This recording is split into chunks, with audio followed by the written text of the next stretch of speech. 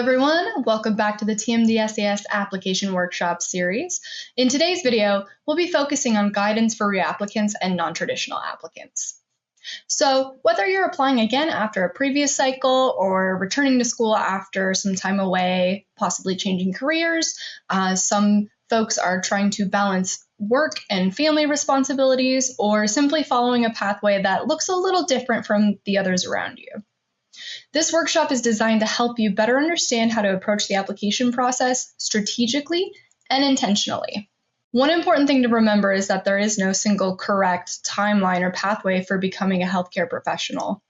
Applicants come from a wide range of educational, professional, and just various life experiences. This video will cover a few important considerations as you prepare your TMDSAS application.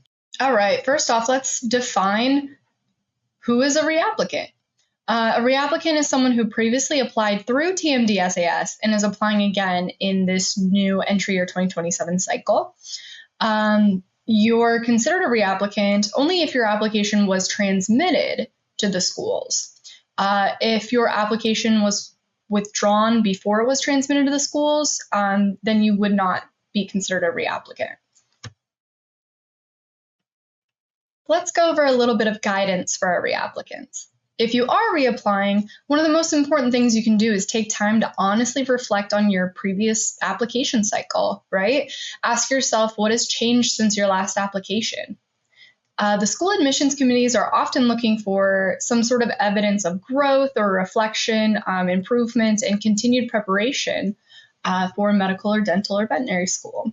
This doesn't necessarily mean every applicant needs a dramatic change, but your application should demonstrate some sort of meaningful updates and continued development. What's happened in the past year since you applied, if you applied last year? Now I'm going to go over some TMDSAS specific application reminders and talk about a few of the different application sections that you will want to consider as a reapplicant as you go through your application information. So the following sections won't roll over, and some sections will roll over. So the ones you see here do not roll over, and when it comes to the other sections that do roll over from the previous cycle, you still will want to go back through that content and look for any improvements or updates that are necessary. So some common areas that applicants strengthen between cycles might include your application history section.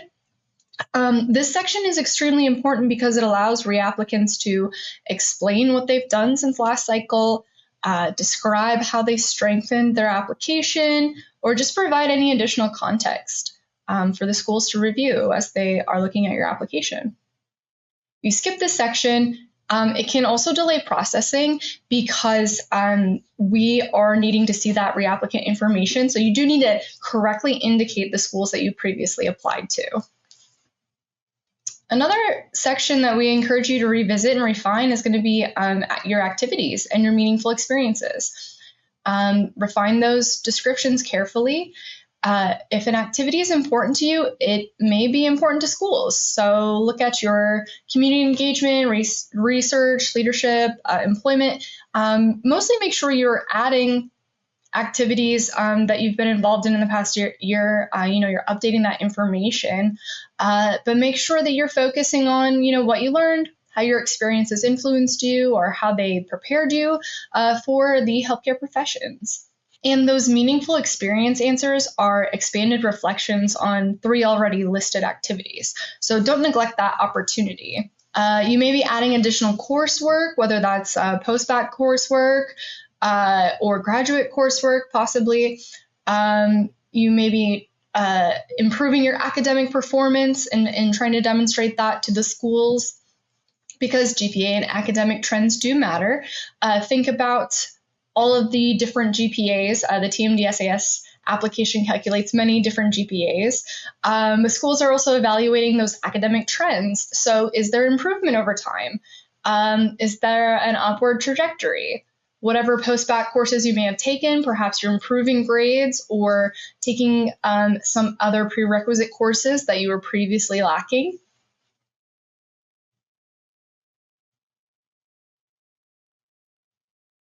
Now, the GPA is only one part of the application. Schools notice consistent improvement over time, and strong recent performance can help demonstrate your readiness. As well as those activities, if you're adding more clinical or shadowing experiences.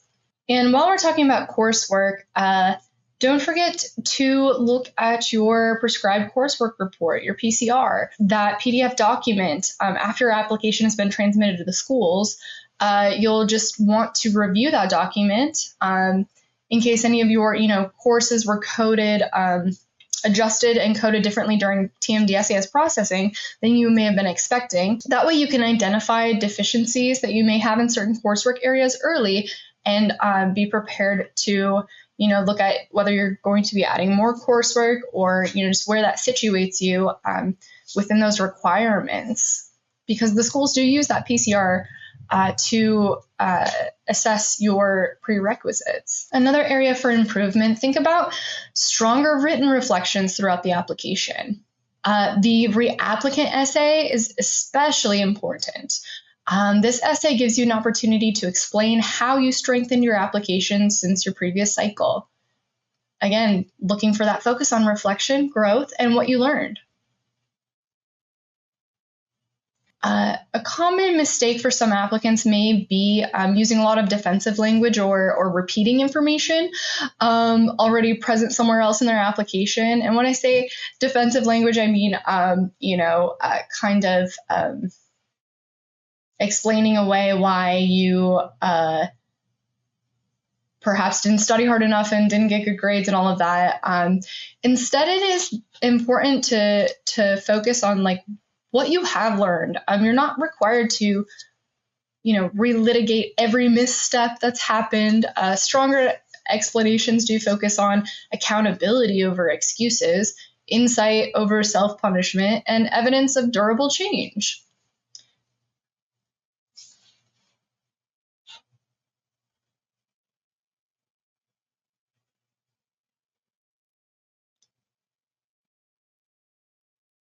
Reapplicants will also want to make sure that they have updated their letters of evaluation. Very important, letters don't roll over from the previous application cycle if you applied last year. That evaluator information is not automatically rolling over. You'll need to re-enter your evaluator information in the application, and letters must be resubmitted.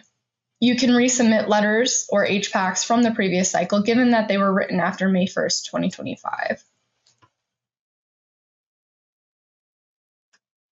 A few other common missteps that reapplicants may make is submitting too quickly without meaningful updates, or simply just reusing essays without, going back and revisiting those essays. So take your time to critically review your previous application and identify the areas that could be strengthened before you hit submit when you're reapplying. And of course, thinking about your timeline. Apply early, but apply when you're ready. Something we hear from reapplicants was that they wish they had applied earlier. So remember that application processing takes about 4 weeks, 2 to 4 weeks, especially during the peak cycle. So if you're submitting later, then that leaves schools less time to review your application and extend interviews. So it is in your benefit to have your application in front of the schools, when they are ready to extend interviews and that process kicks off, you want to have your application in there. Applicants should balance early submission with submitting their strongest possible application. So I know that sounds contrary to what I just said, but I think they both exist in balance, right? You're wanting to apply early, but not before you're ready. You should have that complete application, your strongest possible application, and be ready to submit that.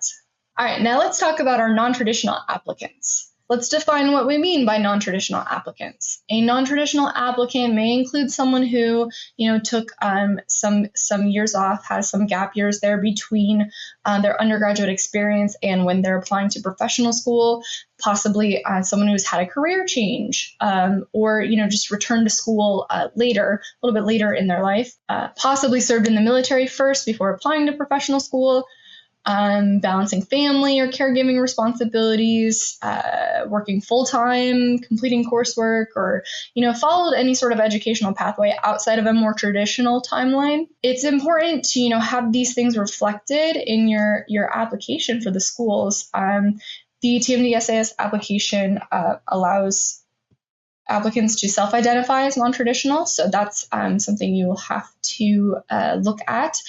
There's further guidance in the application guide about this, but you'll see here where that question and answer is located within the application. It's important to note that the TMDSAS schools are not evaluating applicants based on whether they followed a traditional or non-traditional path. What matters most is just how applicants present their experiences, right? That growth, preparation, readiness for the profession they're pursuing. Like I mentioned in the beginning, people are coming from different phases of life as they follow their health profession's path. For non-traditional applicants, it's important to remember your experiences can provide valuable perspective and depth within your application.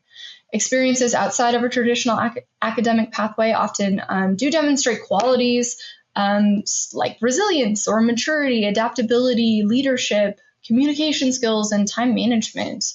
It may also include within your activities and experiences professional work experience, military service, caregiving responsibilities, community involvement, or balancing multiple responsibilities while completing your coursework or your prep for moving into this phase of your life where you're applying to medical, dental, podiatry, veterinary school. So it's just the emphasis here is on applicants to clearly explain their pathway throughout the application. Use your essays and activities thoughtfully to help provide that context. If your academic journey perhaps includes gaps, changes in direction, or an extended timeline, that explanation and reflection may help schools better understand your experiences. And it's important to remember that extended academic timelines are not automatically viewed negatively. That can be kind of a common myth out there, perhaps. But many applicants do complete their, prerequisite coursework and their prep while working full-time or managing other responsibilities. All right, let's go through a few common questions. Can I apply again if I was previously rejected? Yes. Many applicants apply more than once before receiving an offer of admission. It's actually more common than some of you may think. Do schools see previous applications? Now, each individual school, their processes may vary, but that application history section, right, you're showing which schools you've applied to in the past. However, those institutions would know that, have that information as well. So yeah, it's if that information is available for the schools to see. Are gap years a disadvantage? No, many applicants use gap years to strengthen their experiences and their academic coursework, gain additional perspective, perhaps more clinical experiences or employment opportunities to prepare professionally as well as academically. Will being older hurt my application? Applicants come from many different timelines and backgrounds. The TMDSAS and the TMDSAS schools do not define applicants but by age. So the short answer is no. Should I explain academic struggles? If there are circumstances that help provide important context, then yeah, concise explanation and thoughtful reflection can be appropriate. Can I reuse letters of evaluation? Yes, but letters must be less than 1 year old. As stated by the schools, their preference for letters written after May 1st, 2025. But regardless, the letters still must be resubmitted to TMDSAS, and that evaluator information in the letters section of the application does not roll over automatically. Can I reuse my personal statement? Applicants are strongly encouraged to revise and reevaluate essays carefully to ensure they still represent the strongest version of the applicant. Will schools consider post-bac or master's GPA? Yes. TMDSAS calculates multiple GPA categories, and schools can review all of those GPAs. Can the optional essay be used to explain GPA concerns? The optional essay can be an appropriate place to provide context for academic performance or circumstances that are not addressed anywhere else within the application. Do all transcript courses need to be entered? Yes, all college-level coursework that appears on your official transcript from your institutions must be entered. Anything that you've received credit for, or perhaps if you withdrew or failed a course, that course is still worth a certain amount of credits. So that information is all being entered in your coursework section. Okay, so as you prepare your application, focus on presenting the most accurate, thoughtful, and updated picture of your experiences in your preparation that you can. Growth, reflection, and intentionality matter throughout the application process. So just remember that.